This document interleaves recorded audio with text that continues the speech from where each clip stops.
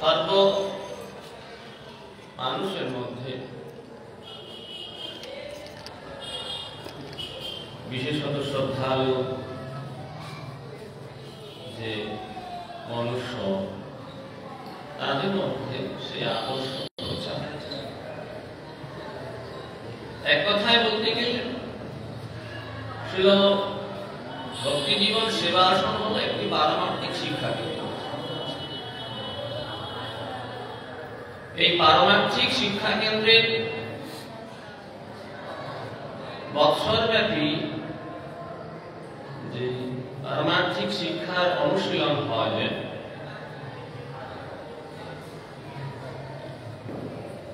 তার একটি আনুষ্ঠানিক প্রকাশ ঘটে থাকে বাৎসরিক এই উৎসবের মধ্য দিয়ে।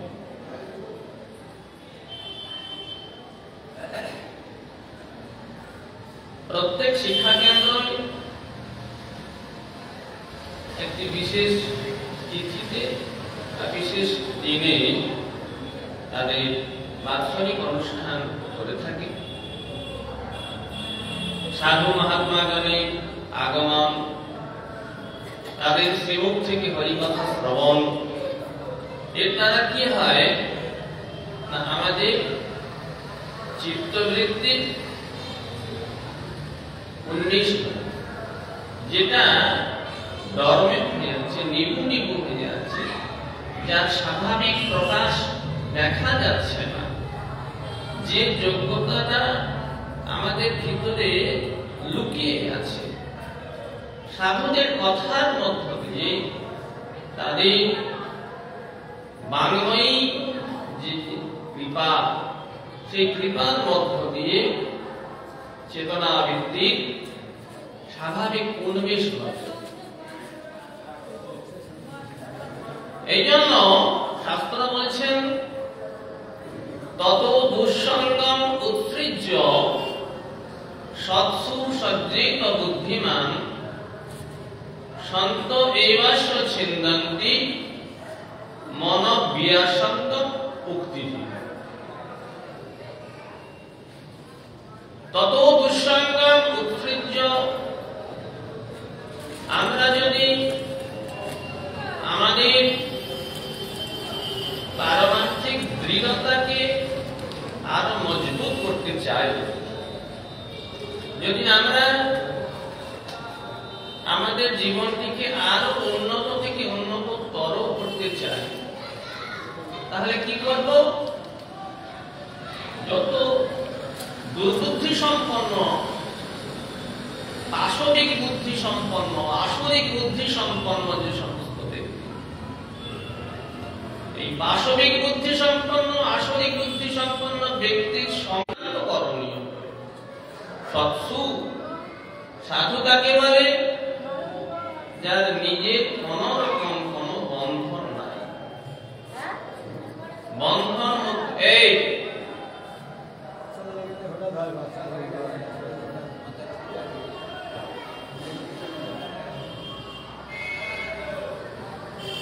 পিছনে গিয়ে বসো, আগে বসো, সামনে বসে কথা বলবে।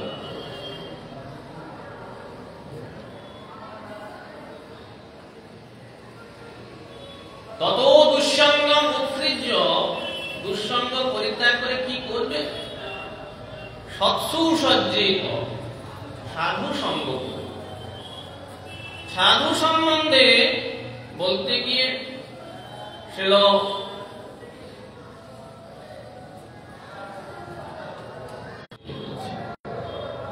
সাধু কি প্রকার? যিনি এ জগতের কোনো কিছু আশা করেন না, এ জগতের কোনো বন্ধন যার নাই, তিতিক্ষব কারুণিক সুহৃদ সর্বদেহিনাম অজাত শত্রব সন্তান সাধব সাধু ভূষণাহা। এইরকম সাধু ভূষণ, এগুলো সাধু ভূষণ। সাধু সাধন করবে, সাধন না সাধু ইত্যাদি ইত্যাদি, এটা হলো বাহ্যিক লক্ষণ। আর অভ্যন্তরীণ লক্ষণ কি? ভগবানের উদ্দেশ্যে কর্ম পরিত্যাগ করবেন।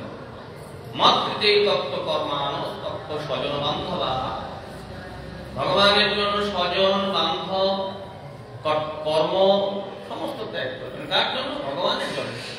ভগবানের সুখের জন্যই তিনি সমস্ত কিছু ত্যাগ করতে প্রস্তুত। মৎকৃতে তত্ত্ব কর্মান তত্ত্ব স্বজন বান্ধবা, যার কোনো বন্ধন নেই, স্বজনের বন্ধন নেই, বান্ধবের বন্ধন নেই, এইরকম কিছু তার আকর্ষণ নাই, তিনি হলেন মদাশ্রয়া তথা মৃষ্টা শ্রীকান্তি কথন্তি চ ইত্যাদি ইত্যাদি। তিনি ভগবানকে আশ্রয় করে থাকবেন। এই রকম যে সাধু, তাদের যদি সঙ্গ হয়, তাদের কথার মতো যদি আমরা ভজন প্রণালী শুরু করি, তাহলে কি হয় না, আমাদের জীবনের আমূল পরিবর্তন। যে পরিবর্তনটা আমি নিজের চেষ্টার দ্বারা করে উঠতে পারছি না, নিজের যোগ্যতায় যে আমার দুর্বলতাগুলো আমি কাটিয়ে উঠতে পারছি না, সাধু কি করেন? সন্ত এবস্য ছিন্দন্তি মন বিয়াসঙ্গা মুক্তিবিহীন। সাধু কি করেন? তখন তার বাক্যের দ্বারা তোমার যে মনের দুর্বলতাগুলি সেইগুলি দূর করে দেয়। এই জন্য শ্রীল ভক্তি জীবন সেবা আসন বছরের একটি বিশেষ দিনে ইত্যাদি আমাদের সুযোগ। আজ সেই দিন আমাদের ধর্মসভায় উপস্থিত হয়েছেন পূজ্যপাদ স্বামী শ্রীমৎ ভক্তি নিবাস গোস্বামী মহারাজ। মহারাজের চরণে নিবেদন, তিনি আমাদের এই যে বাৎসরিক উৎসব, এই উৎসবের যে সফলতা, উৎসবের যে প্রয়োজনীয়তা,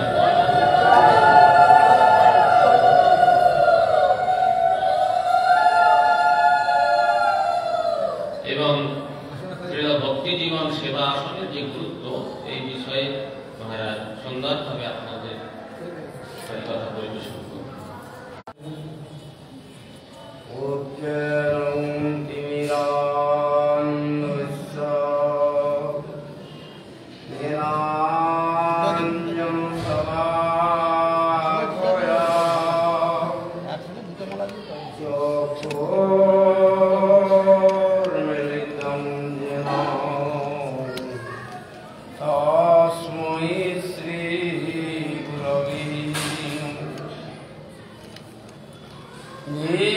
सदा परिवहनं अभीष्टदोहं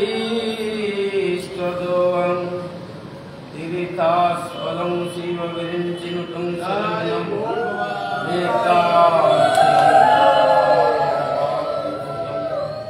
वन्दे सत्य चरणारविन्दं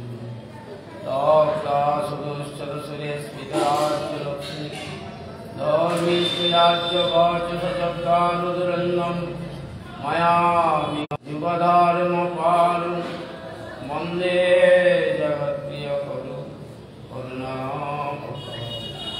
करुणादिदेवं करुणानिधानं तमालवर्णं श्रीतावतारम् अपार संसार समुद्रसेतुं सर्वाग्रे परमाराध्यतम गुरु विष्णुपाद ब्रह्मस्य परित्रायक आचार्य स्वामी श्रीमान भक्ति सर्वस्वती विक्रम गोस्वामी गुरु महाराज सेवा कর্মে অসংখ্য সাষ্টাঙ্গ ধন্যবাদ প্রণতি জ্ঞাপন করে তার শ্রীচরণ কমলে অহিত কৃপা প্রার্থনা করি তিনি অদমের প্রতি প্রসন্ন। অভিন্ন গুরুপাদ পদ্ম नित्यलीला प्रविष्ट जगत गुरु विष्णुपाद परित्रायक आचार्य स्वामी श्रीमद भक्ति जीवन आचार्य गोस्वामी महाराज सेवा कर्मी असंख्य साष्टांग दंडवत प्रति ज्ञापन कर श्रीचरण कमले अहित कृपा प्रार्थना करी अदमे प्रसन्न।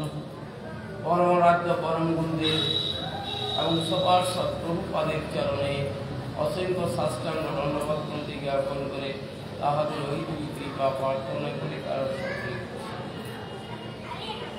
বর্তমান মিঠাপুর শ্রী শ্রীকৃষ্ণ চৈতন্য মঠে বর্তমান আচার্য ভক্তিচন্দ্র নরেন্দ্র মহারাজ এবং অন্যান্য নিপাতগণ, উপস্থিত ভক্তবৃন্দ মাতৃবৃন্দ সকলের প্রতি যথাযোগ্য অভিবাদন জ্ঞাপন করি। সকলের প্রশ্ন আমাদের পরম সৌভাগ্য, আমাদের জন্য আচার্য ভক্তি জীবন আচার্যদেব গোস্বামী মহারাজ তিনি আমাদের জন্য প্রতিষ্ঠান করে দিয়ে গেছেন। যদিও সেই প্রতিষ্ঠানটা এখনো আমাদের আপনাদের কাছে আপনাদের আত্যন্তিক মঙ্গলের জন্য শ্রীমদ্ ভাগবতের থেকে আমরা কথা বলব, বিভিন্ন শাস্ত্রের থেকে।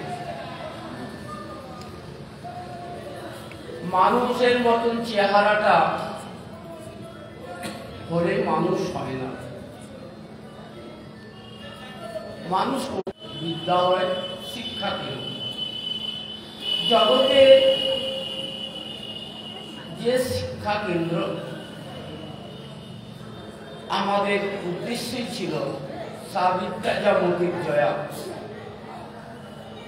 শিক্ষা কেন্দ্রগুলো তৈরি হয় মানুষ তৈরি করার জন্য, মানুষ হওয়ার জন্য, সমাজে মানুষকে প্রতিষ্ঠিত করে। কিন্তু বর্তমান যুগেতে আমাদের সেই সমস্ত বিদ্যালয় থেকে মানুষ তৈরির পরিবর্তে অমানুষ হয়ে বেরিয়ে আসছে। আপনারা সেটা মোবাইলের মাধ্যমে, টিভির মাধ্যমে, সেই স্কুল কলেজের ছাত্রছাত্রীদের আচরণ থেকে একটাই উদ্দেশ্য যে ওখানে তো মানুষ হচ্ছে না, মানুষ করতে হবে, মানুষকে মানুষ করতে হবে, মানুষের চেহারা। 84 লক্ষ জনের মধ্যে যে সর্বশ্রেষ্ঠ হলো মানব, বর্ণী মানব। আচরণ করলে তাকে পশু বলা, মানুষের আচরণ করলে তাকে মানুষ বলা। অতএব আমাদেরকে মানুষের আচরণ করতে হবে, তৈরি করছে। তবে একটা কি জিনিস পরে তো সবাই, শুনে তো সবাই, তার মধ্যে ফার্স্ট, সেকেন্ড, থার্ড এগুলো তো হয়, আবার ফেরও করে। আমাদের সকলকে শুনতে হবে। একটু আগে মহারাজ এখানে গল্প করছিল, কথা বলছিল, একটাই বললেন মহারাজ, কথা বলবে পেছনে যাও, সামনে বসে কথা বলবে। কেন? তার শোনার আগ্রহ নেই, অপর যে শুনছে তাকে তার অসুবিধা করছে। আমাদেরকে শুনতে হবে, শ্রবণ করতে হবে, মনন করতে হবে, কীর্তন করতে হবে। কথাগুলো আবৃত্তি যত স্মরণ করবো, মনন করবো, শ্রবণ করার পর শ্রবণ, কীর্তন, স্মরণ করবো, তত স্মৃতিপথে আমাদের ঠিক থাকবে, ভালো। ছোটবেলায় দেখেছি একটা অঙ্ক বুঝিয়ে দিলেন, বুঝিয়ে দেওয়ার পর সেই অঙ্কটা বারবার করে প্র্যাকটিস করতে হতো। প্র্যাকটিস করলে কি হতো না, মনে থাকতো। একটা কবিতা মুখস্থ করতাম, কবিতাটা মুখস্থ করার পর বারবার সেই কবিতাটাকে আবৃত্তি করতাম। একটা প্যারাগ্রাফ মুখস্থ করতাম, প্যারাগ্রাফটা মুখস্থ করে সেটা বারবার করে মনন করতাম, লিখতাম। বলতেন যত লিখবে, মুখস্থ করবে আর লিখবে তত বানানগুলো ঠিক থাকবে, সঠিক, আর সিটি বোর্ডে পুরোটা একটা লিপিবদ্ধ হবে। এই জন্য আমাদের সব সময় শাস্ত্রের কথা, সাধুর মুখ বিগলিত যে শাস্ত্রের কথা, সেইগুলো আমাদেরকে শ্রবণ করতে হবে, আমাদেরকে কীর্তন করতে হবে, মনন করতে হবে। তাহলে আমাদের মস্তিষ্কেতে লিপিবদ্ধ হবে। এই কম্পিউটারটা যে কম্পিউটারটা ঠিকভাবে লিপিবদ্ধ হবে। তারপরে কি হবে? ভগবানের চরণে রতিমতি হবে, সহজে হবে না। কেন? আমাদের বুদ্ধিটা, মনটা অন্যদিকে ছিল। কালকে নিচেতে সে কি বলেছিল? কৃষ্ণ বহির মুখ হইয়া ভগবাঞ্ছা করে, নিকটস্থ মায়াতারে জাপটিয়া ধরে, পিচাসি পাইলে যেন মতিচ্ছন্ন হয়, মায়াগ্রস্ত জীবের হয় সেবা উদয়। তাহলে আমরা কৃষ্ণকে ভুলে আছি 2 বছর, 1 বছর, 3 বছর, 1 জন্ম, 2 জন্ম, 3 জন্ম নয়। আমাদের ভুলে থাকাটা অনাবিল। যে টাইমটাকে আমরা বলতে পারি না এই থেকে এই পর্যন্ত, তখন আমরা এমন একটা শব্দ ব্যবহার করি, সেই শব্দটার নাম হলো অনাদি, যার আদি নাই। তো সেই অনাদিকাল আমরা কৃষ্ণ বহির্মুখ হয়ে, আমরা মায়ার কবলে কবলিত হয়ে আমাদের মস্তিষ্কটাকে বিকৃতি করে দিয়েছি, স্মৃতি শক্তিটাকে আমাদের লোপ করে দিয়েছি, পাগলের মতন করে দিয়েছি। আপনারা দেখবেন এখন আমাদের মেন্টাল যে হসপিটালগুলো আছে, মানসিক রোগগ্রস্ত পাগলদের জন্য, সেখানে কি হয়?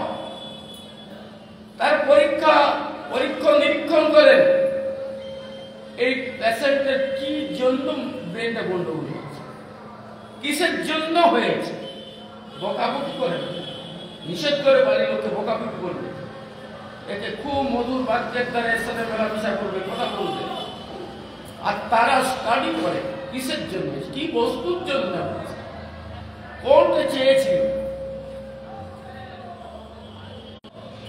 জাগতিক বস্তুগুলোকে আমরা মনে করছি আমাদের সুখে,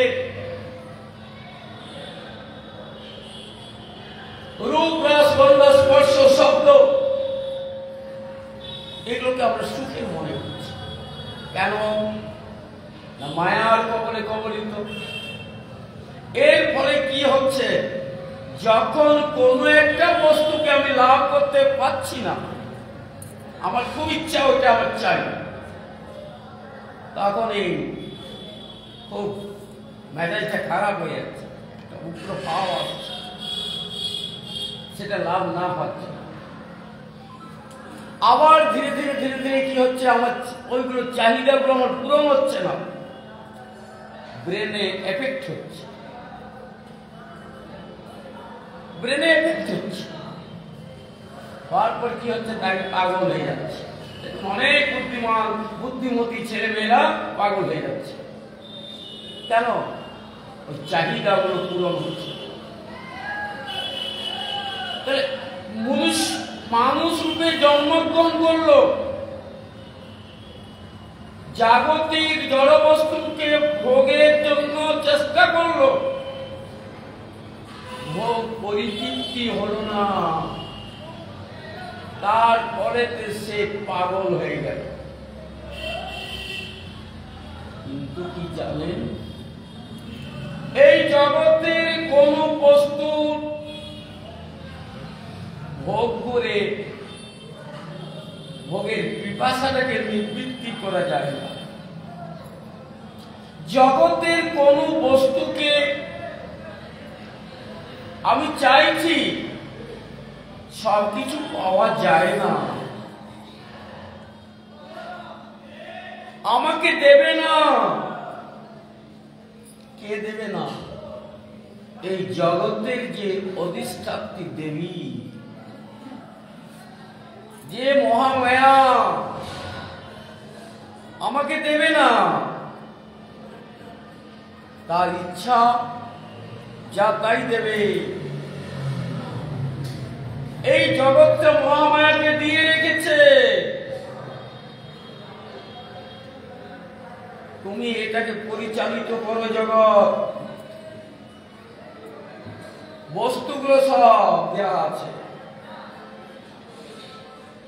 কিন্তু শাস্ত্র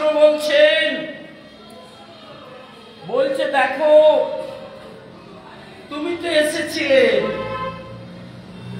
মহামায়া তোমাকে আবদ্ধ করে রেখেছে এখানে, সেই তোমার দেখাশোনার বর্তমান দায়িত্ব ভার করছে। তার জগতে আছো, তার বাড়িতে, কিন্তু তোমাকে তোমার চাহিদার বস্তুগুলো দেবে না। আর যে বস্তুগুলো পাবে সেই বস্তুর দ্বারা তোমার চাহিদা পূরণ হবে। কে বলছে? শাস্ত্র। কাম কান মুখ ভোগেন সম্মন্তি ভবিষ্যা কৃষ্ণ বন্দেব ভুয়ো ভুয়া বিবর্ধতে। মহাভারত বলে দিলেন, কামনার দ্বারা কামনাকে চরিতার্থ করা যায় না। ভবিষ্যা কৃষ্ণ বন্দেব, আগুন জ্বলছে, ঘি আহুতি দাও, আগুনটা নিভে যাবে? আগুনটা জ্বলবে, আগুনটা জ্বলবে। যত ঘি আহুতি দেওয়া হবে বেশি, তত বেশি জ্বলবে। অতএব আমাদের ইন্দ্রিয়গুলোকে, ইন্দ্রিয়ের যে খোরাক, রূপ রস গন্ধ স্পর্শ শব্দ আদি,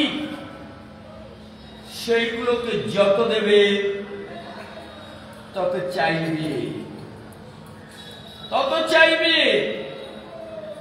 এই জন্য শাস্ত্র বললেন, উপনিষদ বলছেন কি? ঈশাবাস্যং মিদং সর্বং যৎকিঞ্চি জগত্তং জগৎ তেন তত্তেন ভুঞ্জিতা মাঙ্গিদ কস্য সিদ্ধনা। একটা সুন্দর কথা উপনিষদ আমাদের কাছে বলে, আমাদের স্মৃতিপটে জাগ্রত রাখার জন্য বললেন, তুমি এসেছো, নিজের কর্ম ফল বশত তুমি এসে গেছো এখানে মহামায়ার জগতে। মহামায়া সব বস্তুগুলো তোমাকে দিচ্ছে না, তুমি চাইছো। তোমাকে ইন্দ্রিয়গুলো দিয়েছে, ইন্দ্রিয়গুলো চক্ষু কর্ণ নাসিকা জিহ্বা ত্বক এগুলো দিয়েছে এই বস্তুগুলোকে ভোগ করার জন্য। চক্ষু রূপ ভোগ করবে, কর্ণ শ্রবণ করবে, নাসিকা ঘ্রাণ নেবে, জিহ্বা আস্বাদন করবে, ত্বক স্পর্শ করবে। ইন্দ্রিয়গুলোর প্রত্যেকটা ভোগ্য বস্তু আছে, রূপ রস গন্ধ স্পর্শ সব। দেহটাকে সেইভাবে তৈরি করেছে। কে করেছে? মহামায়া দিয়ে রেখেছে। আপনাদেরকে শাস্ত্র বলছে মনুষ্য দেহটা কৃষ্ণ ভজনের উপযোগী। সেখানেও ভাগবতে বলা আছে, নিদেহ মাধ্যম সুলভম সুদুর্লভম লবম সুকল্প কুকর্ম ধর্ম বয়ানু পুরেণ লবস্বতেরিতম কুমান ভবাব্দি নদরের স্বপ্ন বলেছে। নিদেহ মাধ্যম, নরদেহটা কৃষ্ণ ভজনের মূল। সুলভম, অত্যন্ত সুলভ, সহজেই ভজন করে বলে দেন। তারপরে একটা শব্দ কিন্তু প্রয়োগ করলেন, সুদুর্লভ। দুর্লভের পূর্বে একটা উপসর্গ যোগ করে দেওয়া হলো, অত্যন্ত দুর্লভ। লবণ, সমুদ্রের যেমন ঢেউ আছে লবণ, সেরকম ঢেউ আসছে মনের মধ্যে, কি করবো আমি, কোনটা করব, আসছে কোন কিনারে খুঁজে পাচ্ছি নি, মনটাকে স্থির করতে পারছি নি। সমুদ্রে যেমন উত্তাল হয় ঢেউতে, মনটাকে সেরকম উত্তাল করছে, কি করব? এই অবস্থায় কি আমাকে কন্ট্রোল করবে? বলছে গুরু কর্ণধার, গুরুদেবের পাদপদ্মাশ্রয়, তিনি তোমাকে উপদেশ দেবেন। সেই উপদেশগুলোকে তোমাকে কর্ণকুহরে পুরোতে হবে, দিয়ে হৃদয় বন্দরে প্রবেশ করতে হবে। তার চরণে আত্মসমর্পণ করো। তিনি কি বলবেন? যে দেখো, এই জগতের বস্তুগুলো ভোগ করতে যে সুখ হবে না, ভোগ করতে গেলে সুখ হবে না। সুখ পেতে গেলে ঈশ্বর মানে ভগবান, ঈশাবাস্যং, ভগবানের সব, ঈশ্বর মানে ভগবান। ভগবানের চরণে মনটাকে দাও, মনে করো সমস্ত বস্তুগুলোকে ভগবান। এখন কি বলছিলাম? বস্তুগুলো রূপ, রস, গন্ধ, স্পর্শ, শব্দগুলো আমার ভোগে, আমার যে ইন্দ্রিয়গুলো আছে, ইন্দ্রিয়। উপনিষদ কি বললেন? গুরুপাদ পদ্ম কি বললেন? বলছে সব ভগবানের, ইদং সর্বং, সব কিছু ভগবানের। যৎ কিঞ্চিৎ জগত্তং জগৎ, যতটুকু না হলে নয়, ততটুকু আপাতত না। তোমার নেওয়ার ইচ্ছা আছে, তোমার আস্বাদন করার ইচ্ছা আছে, তুমি সেইটুকু নাও, বলে দিল। গুরুপাদ পদ্ম কৃপা করে সেই কথা, শাস্ত্রের কথাটা বললেন। ঠিক আছে, যত কিঞ্চিৎ জগত্তং জগৎ, সেইখান থেকে যতটুকু না নিয়ে নয়,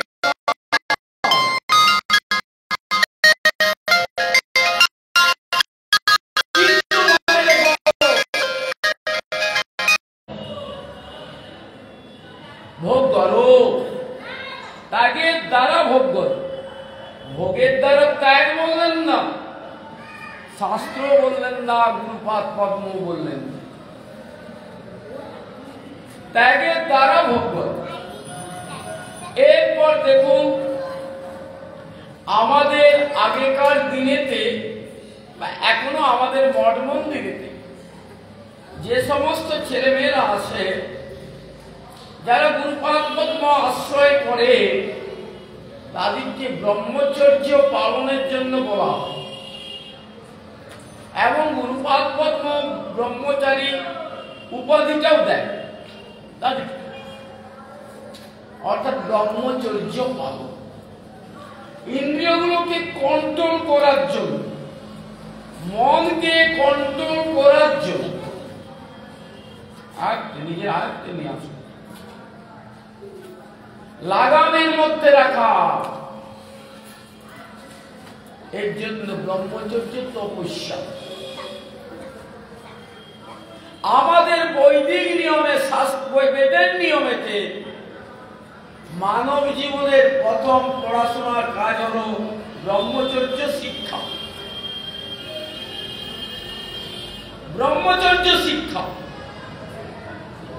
আগে ব্রহ্মচর্য কেমন ভাবে পালন করতে হয় সেটাকে শিখতে হবে, সেটাকে অভ্যাস করতে হবে। তারপরে ইন্দ্রিয়গুলোকে কন্ট্রোল। কখন? কোন টাইমটা?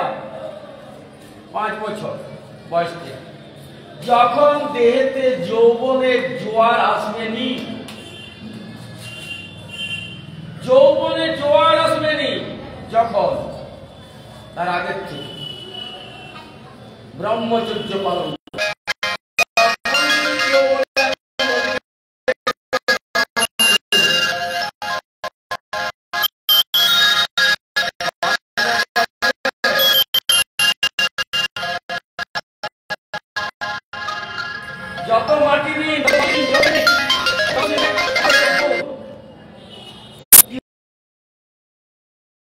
করতে হবে, পালন করাতে হবে। এটাই বৈদিক শিক্ষা। আমাদের গুরুগণ গুরুবর্গগণ আমাদেরকে সেই শিক্ষা দিয়ে যান।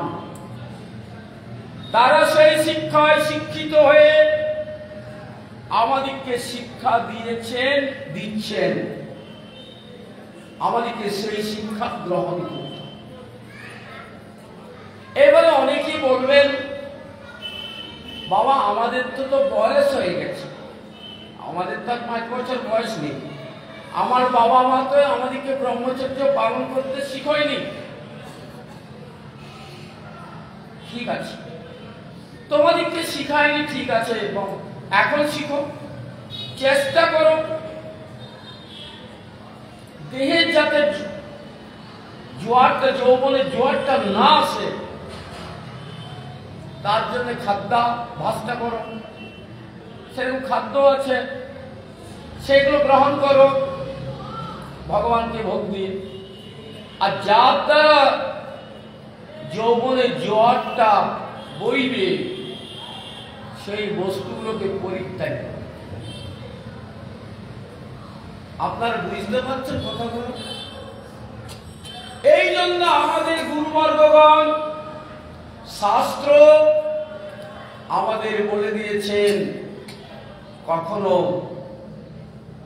আমিষজাত দ্রব্য গ্রহণ করবে না। এই সমস্ত বাজারের ভিটামিন ক্যাপসুলগুলো গ্রহণ করবে না। ব্রত মাসে ক্যাপসুলগুলো গ্রহণ করবে না, যতই শরীর দুর্বল হোক। একদম টোটাল বলে দিয়েছে। কেন?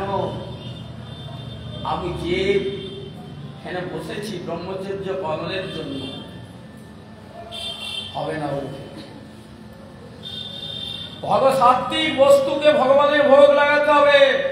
নিরামিষের মধ্যেও বলে দিলেন তামসিক রাজসিকটা নয়, একদম সাত্বিক। আপনার এই ব্রত মাসেতে আপনারা দেখেছেন, যারা গ্রহণ করেছেন ব্রত, তারা একবারে সাত্বিক আহার করেছে। আর যারা সাত্বিক খেতে ভালোবাসছেন না কিন্তু ব্রত করবেন, তাদেরকে একটু রাজসিকও তারা খেয়েছেন, যে ওগুলো আমাদের দ্বারা হবে না, অত কঠোর, এগুলো করতে হবে। কিন্তু তামসিকটা টোটাল বন্ধ, বাসি জিনিস আর সেগুলো একদম টোটাল। ব্রহ্মচর্য পালন করতে গেলে যেমন আমরা ব্রত মাসে খেলাম, সাধারণত ওইরকমই খেলাম। এটা বেদ বলেছে, আর বেদের থেকে ভগবান গৌরসুন্দর বলেছেন। গৌরসুন্দরের ভাবধারায় যারা আছেন তারা বলেছেন। এরপর চিন্তা, চিন্তার শক্তিটাকে বলছেন। কি চিন্তা করবে?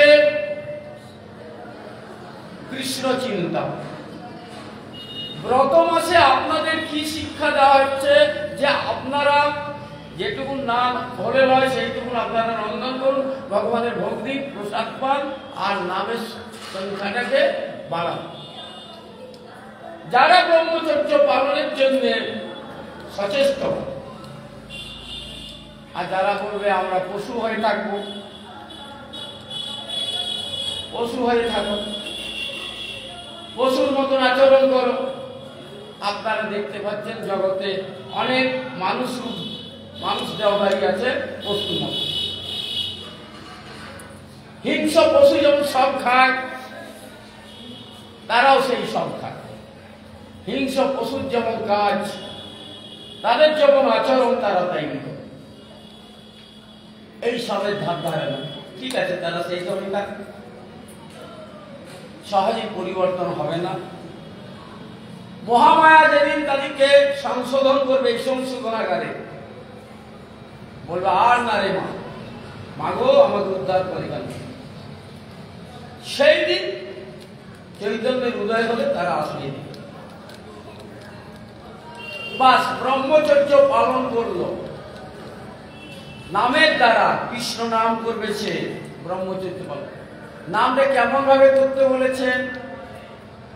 অবিস্মৃতি কৃষ্ণ পদারবিন্দয় ক্ষীণত্র ভদ্রাণি চসন্তনতি সত্যস্য শুদ্ধিং পরমাত্মা ভক্তিং জ্ঞানঞ্চ বিজ্ঞান বিরাগতি। অবিস্মৃতি, নবিস্মৃতি, একটা মুহূর্ত কালের জন্য কৃষ্ণ চিন্তার থেকে বিরত থাকবেন না। সুচিন্তা